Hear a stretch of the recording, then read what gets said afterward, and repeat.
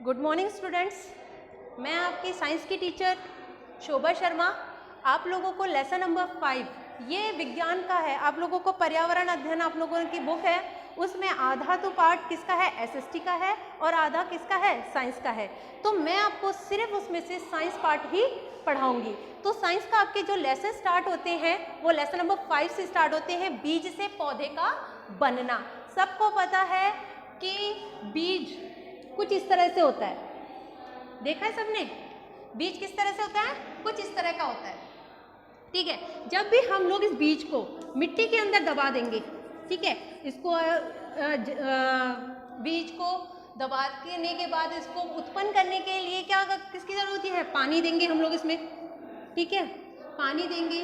तापमान कैसा रखेंगे, ठीक है, इसको जितनी भी चीज़ें की ज़रूरत होगी वो सारी चीज़ हम लोग इसको देंगे। कि इसको ज़्यादा अगर धूप लग जाएगी तो ये नहीं होगा, पानी ज़्यादा डाल देंगे तब भी ये नहीं होगा।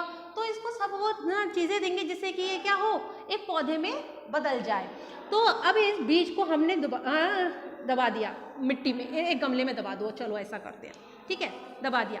कुछ समय बाद देखेंगे कि ये जो बीज है इसके यहाँ से कुछ निकलना सा आरंभ हो जाता है, ठीक है। अगर आपने देखा होगा तो जो नीचे की तरफ जाता है उसे कहते हैं मूलांकुर, और जो ऊपर की तरफ जाता है उसे प्रांकुर कहते हैं। ये जो प्रांकुर वाला भाग होता है ये क्या करता है, तना बनाता है, ठीक है। ये क्या बनाएगा, तना बनाएगा। क्या बनाएगा, तना, ये तना बनाएगा।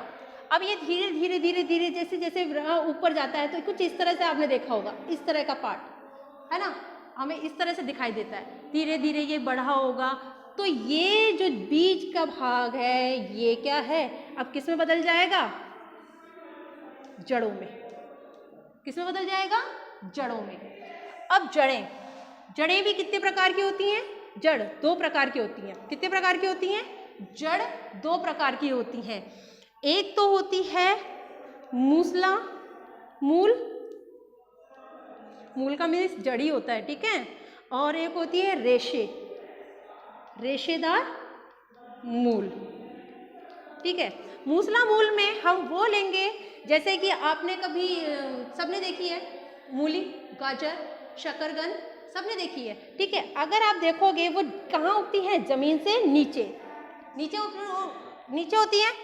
जब जमीन से ये नीचे होती हैं तो आपने देखा होगा जो जमीन से नीचे के भाग को हम क्या कहते हैं, मूल कहते हैं। क्या कहते हैं, मूल कहते हैं। ये क्या हो गए, अब ये नीचे उगती हैं तो ये क्या है, और इस मूसला मूल में एक क्या होती है, सिर्फ एक ही मेन पार्ट होता है, इसके अलावा इसमें क्या होती है, छोटी छोटी रेशें निकली रहती हैं। जबकि रेशेदार में इसका जो उदाहरण होता है वो घास होती है। इसमें बहुत सारी, कोई एक शाखा नहीं होती है, उसमें बहुत सारी छोटी छोटी शाखाएं निकली रहती हैं इसकी जड़ों की, बहुत छोटी छोटी, ठीक है। तो अलग अलग ये होती हैं जड़ों के प्रकार।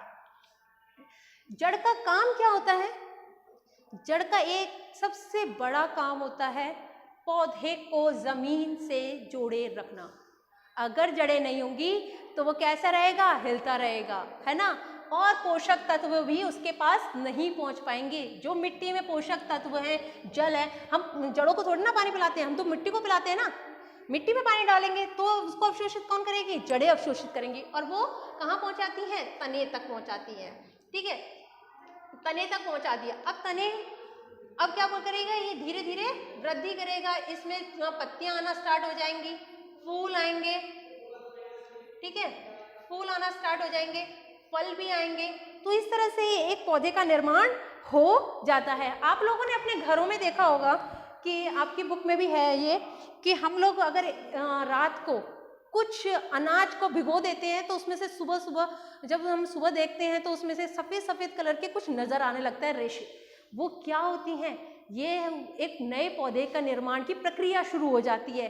उसको खाने से उसमें क्या होता है, बहुत अधिक मात्रा में प्रोटीन पाया जाता है, इसलिए भी हम लोग उसको खाते हैं।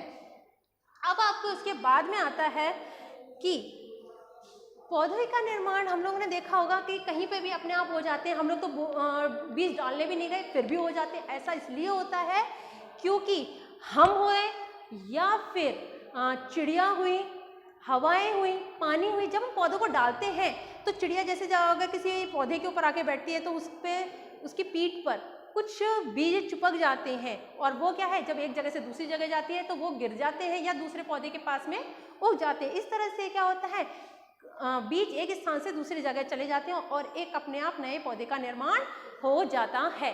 अब हम अगले वीडियो में मैं बताऊंगी आप लोगों को कि कैसे बिना बीज के भी पौधे का निर्माण होता है। Thank you.